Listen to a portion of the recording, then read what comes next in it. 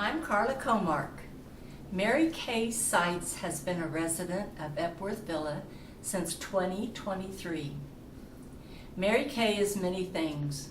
She has been many things: a wife, a mother, grandmother, business and legal assistance, and a dedicated Christian. But most of all, she is resilient. Let's visit with her now. Welcome to our studio, Mary Kay. Thank you. So, born in Rapid City, South Dakota. Yes, Were you a city girl or a country girl? a country girl. I grew up on a farm between Sturgis and Rapid City. And how long did you live there before you moved? Well, I lived at home until I went away to high school, Sunshine Bible Academy, Yes. in 1958. I graduated in 1962. Well, not everybody goes to boarding school like that. Was it far from your home? Well, it was about halfway in the state of South Dakota, so it was probably 200 miles. Oh, my. But I would have had to board in either Sturgis or Rapid City, and so I ended up going to a very small, very private boarding school in Miller, South Dakota. Miller, South Dakota. Mhm. Now, I bet you have some boarding school stories. Can you share them?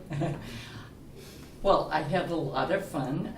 It was a real community, but one episode that happened was they were changing dormitories. We each had the boys' dormitory and the girls' dormitory, and I had been working on the school newspaper, and my hands were dirty, and everybody was lined up waiting to go in the cafeteria, and so I go in what I thought was the girls' dorm and was standing there washing my hands, and a boy came out of the stall, and I looked at him and I go, "What are you doing in the girls' bathroom?" And I had to walk back out in front of the cafeteria line, and everybody had seen me go in the Oh, my. wrong bathroom. Oh, my. And I was very embarrassed, to say the least. You probably didn't get over that for a while. No. Now, you told me that you participated in the choir. You love to sing. Yes, I did at the time. Yes. And you also said that your faith grew at this time. Yes, I was fairly newly baptized when I went there, and my faith in Jesus Christ is very important to me. Yes. And when we moved here to Oklahoma, my husband and I had a community group meet at our home, and I still participate in that. Very, very nice. Well, let's talk about your husband, Sid. How did you meet? When did you marry? What's your story there? Well, from the time I graduated high school, a couple of years I lived at home, and Sid and I were married on March 2nd, 1964, and we moved to Omaha, Nebraska, where he was from. And he was then drafted into the military, the Vietnam War, but he went to officer candidate school, put two or three classes through officer candidate school until he became eligible for flight school, and he was a helicopter pilot in Vietnam. And when he came back from Vietnam, he trained helicopter pilots for the military. What did you do while he was deployed? I went back to Omaha, Nebraska, where my brother lived and where my husband's brother lived. And I stayed there until he was in Vietnam. in 1969.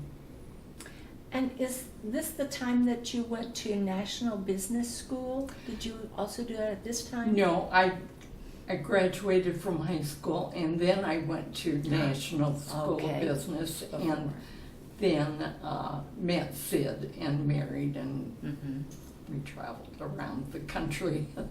Yes. So, Sid was discharged. What happened afterwards? Start a family? What did you do? Well, he did degree completion at Olympia, Washington, Mm-hmm. and then we lived in Washington State for 43 years. Okay. And that's a beautiful part of the country, isn't It it? is. I imagine you loved it. I did. And we learned to ski while we lived there, Mm-hmm. and we did that during And tell us about your children. Were they born at that time?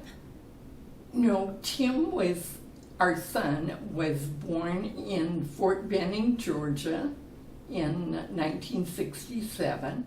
I was going to ask because there's such an age gap between Tim and Tiffany. So was Tiffany born in Washington State? Yes. Yes. She was Okay. born in Washington State, but Tim was born when we were in the military. And there's 15 years difference. Yes. A I raised mother, two yes, only children. two only children. Yes, I did. Very interesting. Now, you were telling me you had a job that you really, really liked in Washington State. Tell us. Yes, well, I had two jobs in Washington State that I really enjoyed, but I worked for architects, and that was a very enjoyable job. And then, but the job career probably that I had was when I did trusts and wills and stuff for high net worth people. Now, Tim was very accomplished. He went to West Point, Yes, he did. yes, and Harvard Business School. Yes. Tell us your story. Well, I really enjoyed his time at West Point as a mother. We were there several different times. But when I visited him when he went to Harvard Business School, he made me go to class with him, and I really enjoyed that. He made me read the paper that they were going to discuss and everything. But I have since enjoyed telling people that I attended Harvard Business School. Yes, I love that. Now, when your kids were growing up, and did you travel? We did. Well, sometimes with the kids, sometimes without. But I've traveled a couple of times to Hawaii.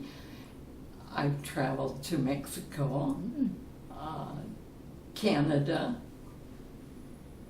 Yes. I think that's all. Baby. Well, that's enough. Yeah. And you said when you were to stay at home mom for most of that time, and spend a lot of time at swimming pools with the Yes. children. Yes, I remember soccer with Tim Mm-hmm. and swimming with both of the kids, but primarily with Tiffany. Yes. Now tell us about Tiffany. She came to Oklahoma to college. Oklahoma Christian University Okay. is where she met her husband, and she ended up staying here in Oklahoma. And so when we retired, we felt like Oklahoma was in our future, and so we came here when she was pregnant with their first child, Yes. Hadley. Yes. She's your Oklahoma connection. Yeah. Yes. And how many grandchildren? 5. 5. Tell us about the grandkids. Well, I have 3 grandchildren born from Tim, and they are in, Kaylee has graduated from college. The other two, Gabby and Jason, are in college in Colorado. And then Hadley is 9 and Holden is 4. And they are in Prairie Vale School here in Edmond. Okay. And unfortunately, you lost Tim. Yes, we did. December 1st, 2012. Yes. So that when I talked about you being resilient, that's one area that you were resilient in. Yes, I've Yes. been through kind of a difficult time in my life. Of course. But it has given me strength Of course. that the Lord has supplied, and I have been. Yes. And some other losses with your health. Tell us about the craniotomy that you had. Well, I have a meningioma in my Okay. brain, and they did a craniotomy while I was here, and they removed probably half of the meningioma, and that is why my balance isn't very good, and I Right. use the walker. And tell us about your eyes. You've had some vision loss. I have pretty severe macular degeneration and the geographic atrophy, and so I'm blind in my right eye and see, sporadically on my left eye. Right. And I have what is called Bonet's syndrome, where the retina and your brain don't coincide. They don't work together. Well, you have managed to live with your losses. Thank you. Yes, and that's something, all of us have losses, and we don't really get over it, we just learn to live with it. That's Yes. right. Well, thank you so much for visiting with us. Thank you.